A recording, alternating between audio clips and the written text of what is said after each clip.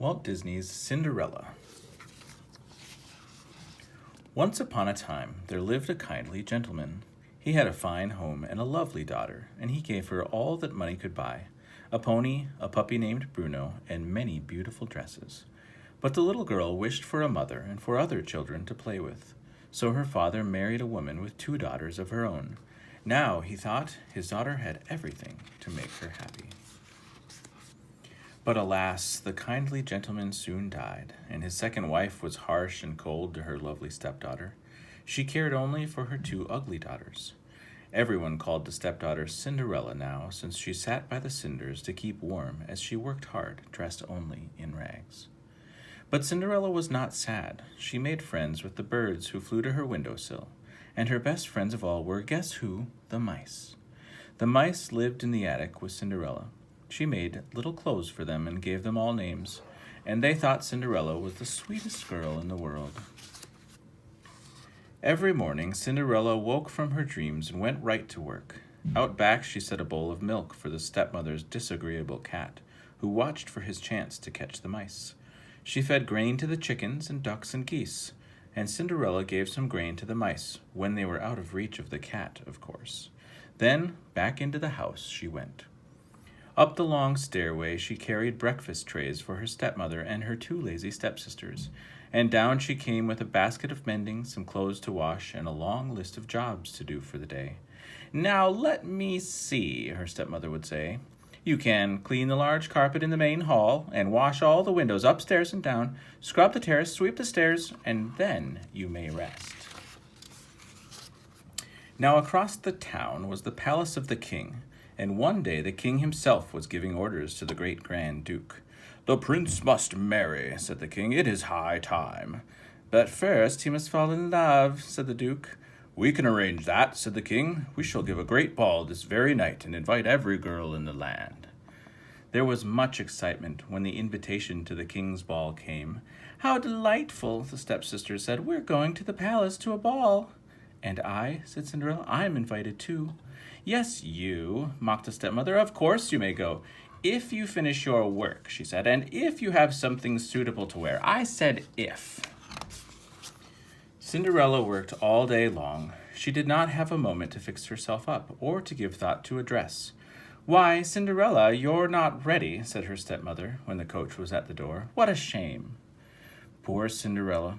But when she got to her room, she saw that her little friends had not forgotten her. They had been gathering discarded items from the stepsisters' rooms to fix a party dress for her. "Oh, how lovely," she cried. She looked out the window. The coach was still there, so she started to dress for the ball. "Wait," cried Cinderella, "I am coming too." The stepmother and her daughters all turned at the sound of Cinderella's voice.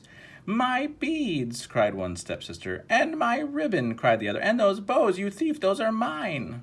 So they ripped and they tore at the dress until Cinderella was in rags once more, and then they pranced off to the ball. Poor Cinderella! She ran to the garden and wept as if her heart would break. But soon she felt someone beside her. She looked up, and through her tears she saw a sweet-faced little woman. "Oh," said Cinderella, "good evening. Who are you?" "I am your fairy godmother," said the woman. "Now dry your tears. You can't go to the ball looking like that." "Let's see now. The first thing you will need is a pumpkin," the fairy godmother said. The fairy godmother said some magic words. Slowly, the pumpkin turned into a fancy coach. "What we need next are some fine, big mice." At the touch of the wand, Cinderella's little friends turned into handsome horses. Then the old horse became a fine coachman, and Bruno the dog turned into a footman. "There," said the fairy godmother. "Now hop in, child. The magic only lasts till midnight." "But my dress," Cinderella looked at her rags. "Of course you can't go in that," laughed the fairy godmother.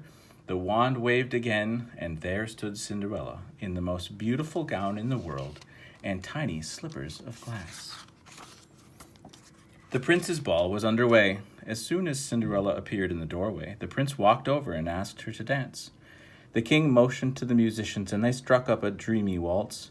The prince and Cinderella swirled across the dance floor, and the king went happily off to bed. The prince and Cinderella danced every dance until the clock in the palace tower began to strike midnight.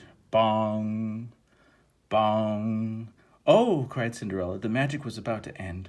Without a word, she ran out the door. One of her little glass slippers fell off, but she could not stop. She leaped into her coach and raced for home, but the spell was soon broken.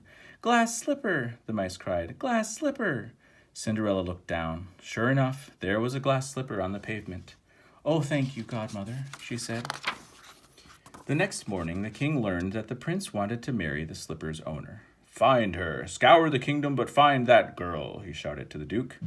News of the duke's search ran on ahead, and the stepmother dressed her ugly daughters, hoping that one of them would be the prince's bride. The prince's bride, whispered Cinderella. I must dress too. The duke must not find me like this. Cinderella went off to her room, humming a waltzing tune. Then the stepmother suspected the truth, that Cinderella was the girl the prince was seeking, so the stepmother locked her in her room. Please let me out, oh please, Cinderella cried, but the wicked stepmother only laughed and went away. We will save you, said the loyal mice. We will somehow get that key. The household was in a flurry. The Grand Duke and his servant had arrived with the glass slipper. Each stepsister tried to force her foot into the tiny glass slipper, but they failed. Meanwhile, the mice made themselves into a long live chain. The mouse, at the end, dropped down into the stepmother's pocket. He popped up again with the key to Cinderella's room. The Grand Duke was about to leave when Cinderella came flying down the stairs. Oh, wait, please, she called. May I try the slipper on? Of course, said the Duke. But the wicked stepmother tripped the servant with the slipper, and crash! It splintered into 1,000 pieces. Never mind, said Cinderella. I have the other here. And she pulled from her pocket the other glass slipper. Soon she was princess of the land, and she and her husband, the charming prince, rode to their palace in a golden coach to live happily ever after.